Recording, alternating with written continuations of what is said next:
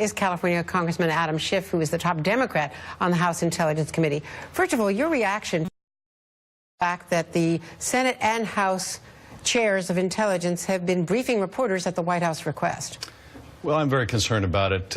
You know, on the positive side, we both agreed on a broad scope of investigation, but the fact that the intelligence agencies were, or officials in the intelligence agencies were trying to push back on the New York Times story, acting as a PR arm of the White House, is totally inappropriate. I also don't think that the chairs of either intelligence committee ought to be announcing the results of an investigation at the beginning of an investigation. The reality is we don't know whether there were contacts with Trump campaign officials. That's one of the core issues that we're going to investigate. And having conversations with intelligence community leaders is not evidence. And the fact is we haven't even begun to sit down with the FBI to talk about what have they looked at, who have they talked to, what leads have been pursued, what haven't. So it is, I think, way premature to be drawing any kind of conclusions about whether there was collusion. This is one of the most important aspects of our investigation. The president was again tweeting out, that the Russia connection, the Russia investigation is fake news. The Democrats trying to distract from the loss of their election. Can you put that in context? Well, I don't know what he considers to be the fake news. Is he still disputing the fact that Russia hacked Democratic institutions, released documents that hurt Secretary Clinton and helped him? Does he still dispute that? Does he still think it may have been China or some 400-pound fat guy? Is this all make-believe? I don't understand exactly what the president is trying to say, except to deflect from the poor way he's running the administration thus far. But this is very real. It's very serious. One of the key conclusions of the intelligence community is the Russians will do this again.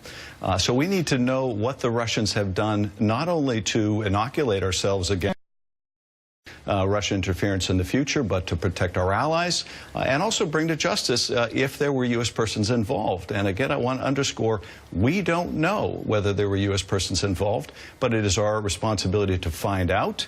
And I don't think anyone on the committee or our chairs or in the House or Senate ought to be stating a conclusion or deeming it their responsibility to push back on unfavorable press stories.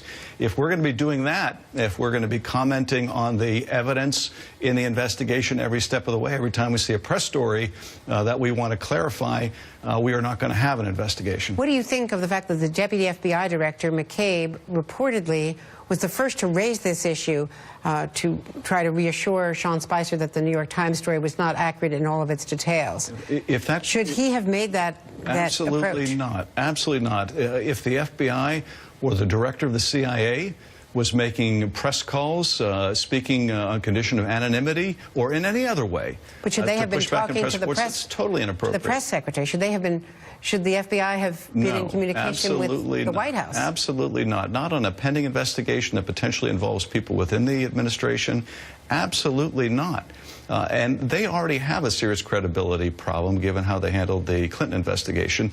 This is making it that much worse. Should there be an independent prosecutor? Now Darrell Issa has called for one. He's the first member of the House Republicans who has broken ranks. If this gets to the point of a criminal referral by the Justice Department or to the Justice Department by the FBI, then yes, I think there absolutely ought to be an independent prosecutor here. But what we need, I think, more than anything else, and I think what we've seen in the course of the early stages of this investigation, is we need an independent commission. I would love to say that we can fully do this investigation within the House Intelligence Committee and the Senate Intelligence Committee. In order to do that, we're going to need strong bipartisan support. We're going to need to be dedicated to following the facts wherever they lead.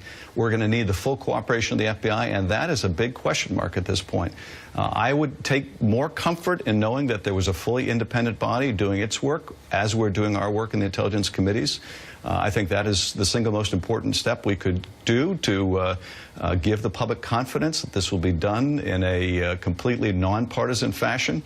We are still going to do our level best on the Intelligence Committee as Democrats to force an independent, thorough, and objective investigation. And if we get to the point, Andrea, where we can't and we're running into roadblocks, we'll be very public about that. But some of these early statements by the chairs of both committee concern me greatly.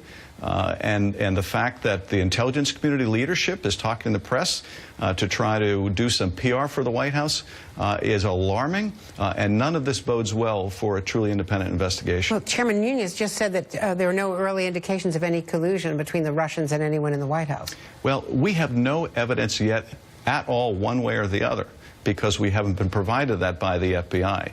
All we have thus far, the chairman and myself, as members of the Gang of Eight, is conversations with intelligence leaders. That's not evidence. Has Director Comey briefed you? I know he briefed the Senate side. You know, we've had briefings with the director as members of the Gang of Eight individually, but we have not had a full briefing in terms of what has the Bureau been looking into, what kind of investigations are they doing, and there's a big question, Andrea, as to whether the Bureau will cooperate with us. They will provide some information, but we're going to need them to tell us exactly what they've chased down, what they haven't, what work remains to be done, in order for us to do our jobs. And at this point, I don't have the assurance of the director of the FBI that he will provide that information to us. And our committee cannot be the FBI. We cannot step into the shoes. We don't have those resources. We don't have the ability to fan out across the globe the way that the FBI can. So we're going to need their full cooperation. And at this point, I don't know whether we'll get that. And finally, what do you think of the White House efforts to track down its own leaks by asking for the telephones of the communication aides, private as well as public phones? What kind of atmosphere is that creating? Well, I think it's creating an atmosphere of utter turmoil within the national security apparatus in the White House and beyond. And obviously the White House would much rather focus on leaks than their own malfeasance. The issue for me with Mike Flynn wasn't about a leak. That forced his resignation. The problem was that he lied to the vice president, and the vice president had misled the country. But that seems of far less consequence to the president than the fact that it got leaked and he got embarrassed. That's what this is about. This is about stopping the embarrassment of the administration, not protecting the country. And it's time he lived up to his promise of putting America first instead of putting Donald Trump first. And one last question. Do you have any concerns about reports that the new National Security Advisor does not have walk-in privileges to the President of the United States, to the Oval Office, as I think all of his predecessors have? Well, if that's the case, I would have grave concerns about it.